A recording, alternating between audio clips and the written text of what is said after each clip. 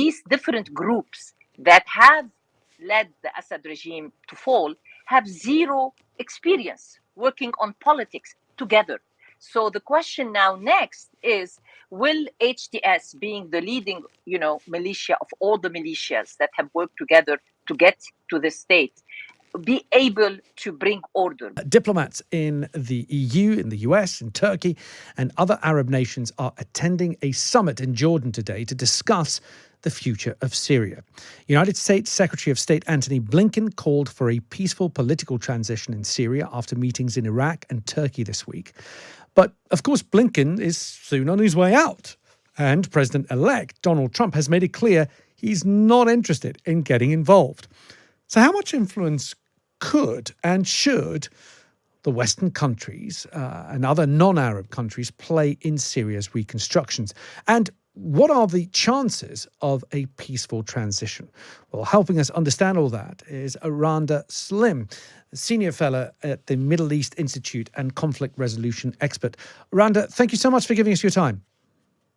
Good to be with you. I watched an interview, Randa, yesterday with a Syrian national who had come back from the UK after 40 years of exile, come back to Syria, and his plea, he had tears in his eyes. His plea was to the rest of the world, leave us alone. Let us sort out our own problems. Please don't try and get involved. Is that the predominant feeling, do you think, on the ground in Syria?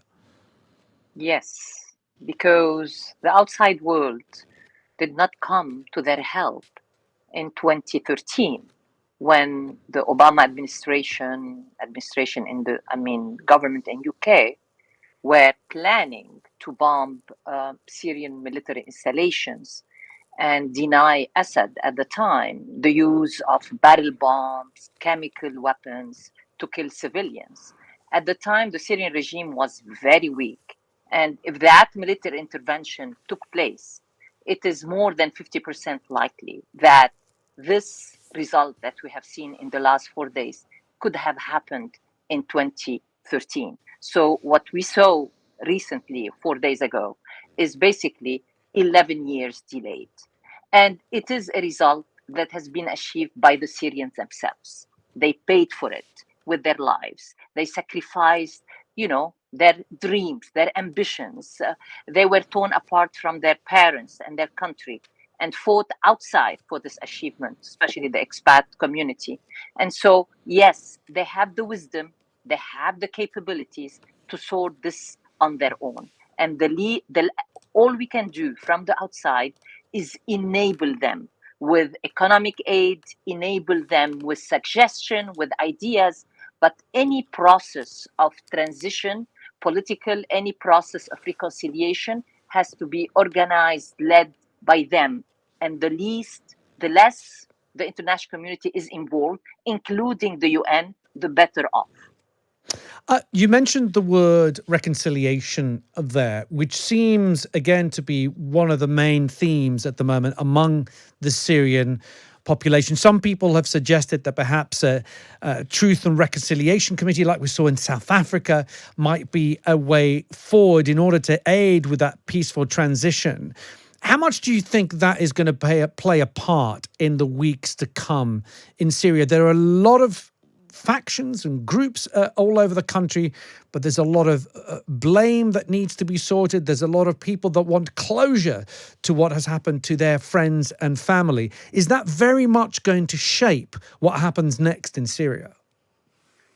Yes, I think I agree with you to a great extent that truth and reconciliation has to be part of that transition process. Again, there are lessons that could be learned from other experiences, but Syria is different from any other countries.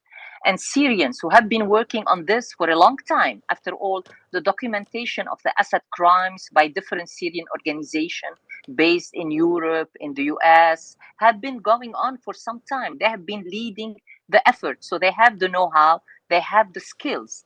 Immediate task right now is to archive, to get hold of all these documents that we see on TV, splattered on the floors of different security agencies, and to get hold of these documents and archive them, because this is going to be the basis of whatever of the investigation and the trials that need to take place going forward as part of the Truth and Reconciliation Commission with the former senior figures of the regime.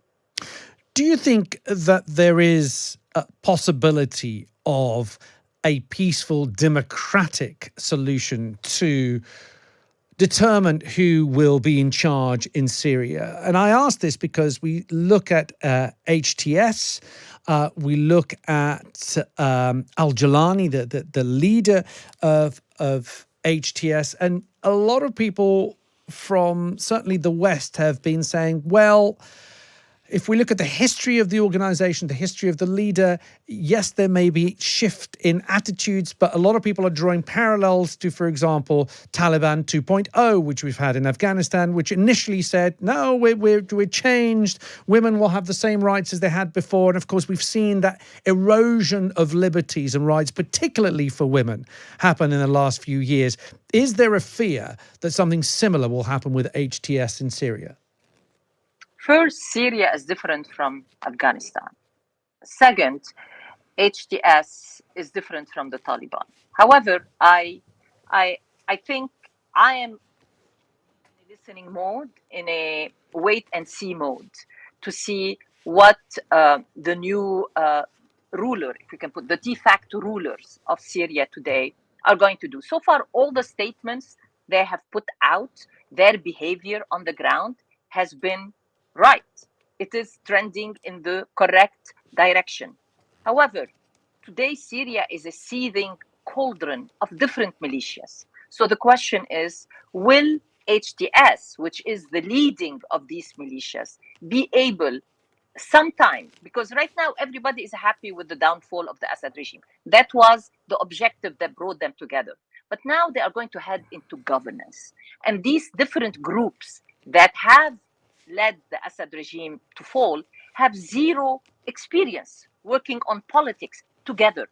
So the question now next is, will HTS, being the leading, militia of all the militias that have worked together to get to the state, be able to bring order, be able to bring everybody under a united governing umbrella? And then what kind of governance system they are going to put together, how inclusive it's going to be, how inclusive of women, of youth, of minority groups, how respectful of the secular history of Syria, of the mosaic of ethnicities and religions of Syria. Time will tell. But so far, the beginning is promising, but time will tell. Randa, thank you so much for giving us your time. Randa Slim, Senior Fellow at the Middle East Institute and Conflict Resolution Expert, talking to me about the latest developments in Syria.